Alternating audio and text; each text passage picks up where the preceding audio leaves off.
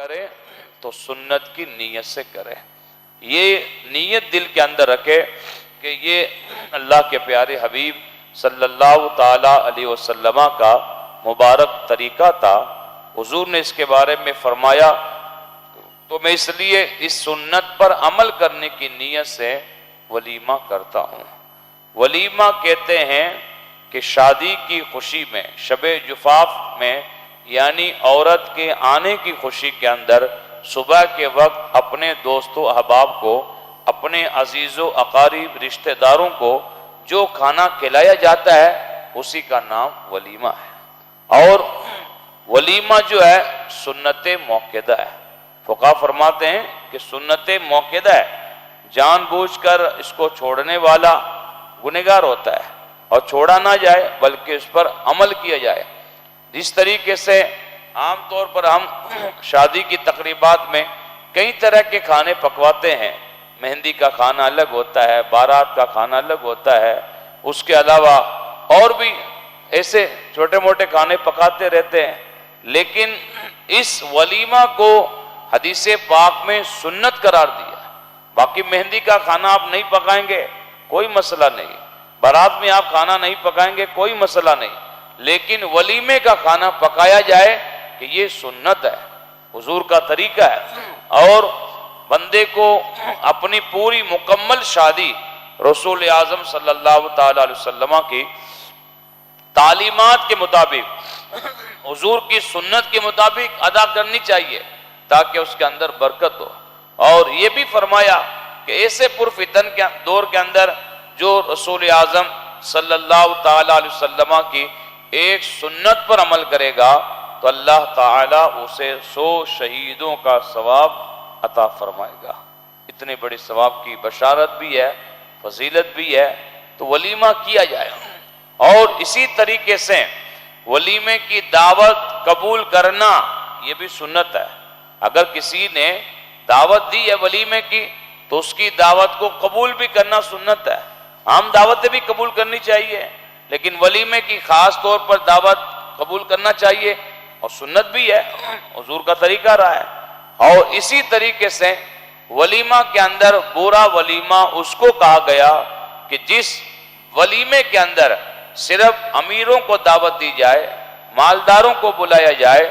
اور فقراء، غربا اور مساکین کو نظر انداز کر دیا جائے۔ حضور نے حدیث پاک میں اس ولیمے کو برا ولیمہ فرمایا کہ وہ برا ولیمہ ہے کہ جس کے اندر امیروں کو، مالداروں کو تو دعوت دی گئی لیکن غربا کو، مساکین کو، فقراء کو چھوڑ دیا۔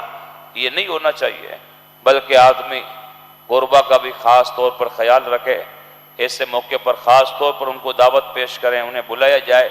اور انہیں اپنے شادیوں کے اندر دعوت دیں تاکہ ان کا دل بڑا ہو اور ان کی بھی حوصلہ افزائی ہو۔ اور یہ ہمارے آقا مولا صلی اللہ تعالی علیہ وسلم کی مبارک سنت کریمہ بھی ہے۔ اس لیے حضور نے اس ولیمے کو برا ولیمہ فرمایا کہ جس کے اندر صرف امیروں کو بلایا جائے اور فقراء کو بھول جائے، نظر انداز کر دیں۔ یہ نہیں ہو، بلکہ فقیروں کو، غربا کو، جو غریب ہیں انہیں بھی دعوت دی جائے، اور جہاں دعوت ہو وہیں پر جایا جائے، کیونکہ حدیث پاک ہے، نبی رحمت صلی اللہ تعالی علیہ وسلم نے فرمایا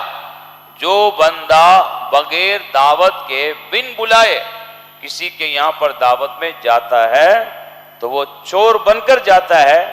اور ڈاکو بن کر واپس نکلتا ہے۔ تو جہاں پر دعوت ہے وہیں پر جایا جائے، اور جہاں دعوت نہیں وہاں پر نہ جائیں۔ اس کو سرکار نے ناپسند فرمایا، اور یہاں تک اس کے لیے وعید فرما دی کہ وہ چور بن کر جاتا ہے اور ڈاکو بن کر نکلتا ہے۔ تو یہ بڑے لوگ تو سمجھتے بھی ہیں، اور بڑے لوگ اس پر عمل بھی کرتے ہیں، دھیان بھی رکھتے ہیں، لیکن بڑوں کو چاہیے کہ اپنے چھوٹوں کو بھی سمجھائیں، اپنے چھوٹوں کو بھی ان باتوں کی ہدایت کرتے رہنا چاہیے، چھوٹے بچوں کو بار بار تاکید کرتے رہنا چاہیے کہ جہاں ہماری دعوت ہوتی ہے وہیں پر ہم جاتے ہیں، اور جہاں ہماری دعوت نہیں وہاں پر ہمیں جانا مناسب بھی نہیں ہے۔ تو اس طریقے سے بچوں کے دماغ کے اندر، ان کے ذہن کے اندر ایسی باتیں بٹائی جائیں گی تو انشاءاللہ وہ ضرور ماں باپ کی بات پر غور کریں گے، دھیان رکھیں گے، اور اس طریقے سے بھیجا بغیر بلائے کسی کے یہاں پر بھی وہ نہیں جائیں گے۔ تو حدیث پاک میں اس کو بھی ناپسند فرمایا۔ اور ولیمہ جو ہے اس دن کریں شب جفاف کے دوسرے دن یا پہلے دن، کہ بھئی شب جفاف رات کو ہوئی، صبح ولیمہ کیا، صبح ولیمہ، اور صبح دوسرے دن نہیں کیا ہے تو اگلے دن کر لیں، یعنی 2 دن تک کی ولیمہ ہے۔ حدیث پاک میں باقاعدہ اس کی بھی تعلیم دی گئی کہ اس رات کے گزرنے کے 2 دن تک ولیمہ کر سکتے ہیں، تیسرے دن نہ کریں، بلکہ جو پہلے دن ولیمہ کیا گیا وہ حق ہے، دوسرے دن جو کیا گیا وہ سنت ہے، اور تیسرے دن جو کرتا ہے وہ گویا کہ شہرت کے لیے کرتا ہے، ناموری کے لیے کرتا ہے، دکھاوے کے لیے کرتا ہے۔ اور اس کے اندر ولیمہ کے اندر جو ہے یہ ضروری ہے کہ بھئی میاں بیوی کی خلوت پائی گئی ہو، میاں بیوی کو خلوت پائی گئی ایک کمرے کے اندر، اگر انہوں نے خلوت پا لی ہے تو اب دوسرے دن ولیمہ کر سکتے ہیں۔ اس صورت کے اندر جو کھانا پکا کر کھلائے گا وہ ولیمے کی سنت ہوگی اور اس سنت کریمہ پر عمل ہوگا۔ اس لیے اسی شب جفاف کے گزرنے کے بعد میں جو دوسرے دن دوست و احباب رشتہ داروں کو گھر والوں کو جو کھانا پکا کر کھلایا جاتا ہے اس خوشی کے اندر، اسی کا نام ولیمہ ہے۔ اور کھانا کھلائیں تو کھانے کا بھی ادب و احترام کو برقرار رکھیں، دانے وغیرہ نہ گرنے پائیں، سنت کے مطابق لوگوں کو کھانا کھلائیں، کھانے کا انتظام بھی اچھا ہونا چاہیے، اور ساتھ ہی ساتھ اس طریقے سے کھانے کی بے حرمتی بھی نہ کریں۔ جہاں ہمیں معلوم ہے کہ کھانا اگر فضول جاتا ہے تب وہاں پر دھیان رکھیں، وہاں پر خیال رکھیں، جیسا کہ آپ نے کل سنا کہ فضول خرچی یہ اسلام میں ناپسندیدہ عمل ہے، تو اسی طریقے سے کھانے کے اندر بھی فضول خرچی کرنا یہ ناپسندیدہ عمل ہے۔ آدمی کھانا پکاتا ہے اور پھر معاذ اللہ اس کو نالیوں کے اندر ڈالتا ہے، یا گندگیوں کی جگہ جا کر ڈھیر کرتا ہے، یا اس طریقے سے بیجا اس کو ایسے ہی جا کر کوڑے کرکٹ پر ڈال کر آ جاتا ہے، یہ کس قدر کھانے کی بے حرمتی ہے۔ اس لیے کھانے کا تو دانے دانے کا بندے کو ادب کرنا چاہیے۔ حضرت ام المومنین سید عائشہ صدیقہ رضی اللہ تعالی عنہا فرماتی ہیں کہ ایک بار رسول اعظم صلی اللہ علیہ وسلم گھر تشریف لائے تو دسترخوان پر ایک روٹی کا ٹکڑا اچانک مجھ سے پڑ گیا، اچانک گر گیا، حضور نے دیکھ لیا تو سرکار نے اس روٹی کے ٹکڑے کو اٹھایا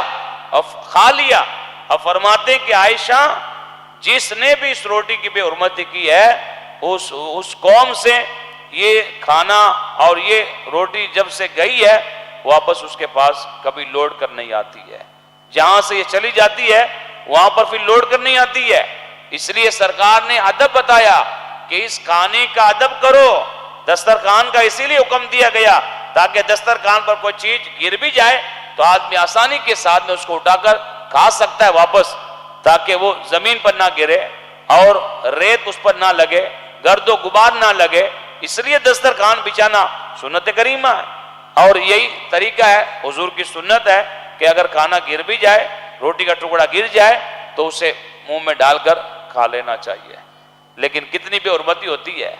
لوگ گھروں کے اندر تو احتیاط کر لیتے ہیں، شادی بیاہ کے تقریبات میں آدھا کھایا آدھا چھوڑ کر آ گئے، اور اس طریقے سے بیجا کھانے کو برباد کرتے ہیں، کھانے کی بے حرمتیاں کرتے ہیں۔ جب کھانا جتنا ہمیں اچھا لگے، مناسب لگے، اسی مقدار کے اندر ہمیں کھانا لینا بھی چاہیے، اور اسی مقدار میں ہمیں کھانا کھانا بھی چاہیے تاکہ کھانے کا ادب و احترام برقرار رہے۔ اس لیے اللہ کی بہت بڑی نعمت ہے یہ کھانا، اور اس کھانے کا ہر مسلمان کو چاہیے ادب و احترام کو برقرار رکھیں۔ اللہ تبارک و تعالی ہم سب کو نبی رحمت صلی اللہ علیہ وسلم کی مقدس تعلیمات پر سچے دل سے عمل کرنے کی توفیق رفیق عطا فرمائے۔ اللہم صلی علی سیدنا مولانا محمد وبارک وسلم، صلاۃ و سلام علیک یا رسول اللہ، اللہم انت السلام ومنک السلام والیک یرجع السلام، حینا ربنا بالسلام وادخلنا الجنۃ دار السلام، تبارکت ربنا وتعالیت یا ذا الجلال والاکرام۔ اللہم ارزقنا فی الدنیا زیارت قبر النبی الکریم علیہ الصلاۃ والتسلیم، وصلی اللہ تعالی علی خیر خلقہ ونور عرشہ محمد وعلی آلہ وصحبہ اجمعین برحمتک یا کرے تو سنت کی نیت سے کرے، یہ نیت دل کے اندر رکھے کہ یہ اللہ کے پیارے حبیب صلی اللہ تعالی علیہ وسلم کا مبارک طریقہ تھا۔ حضور نے اس کے بارے میں فرمایا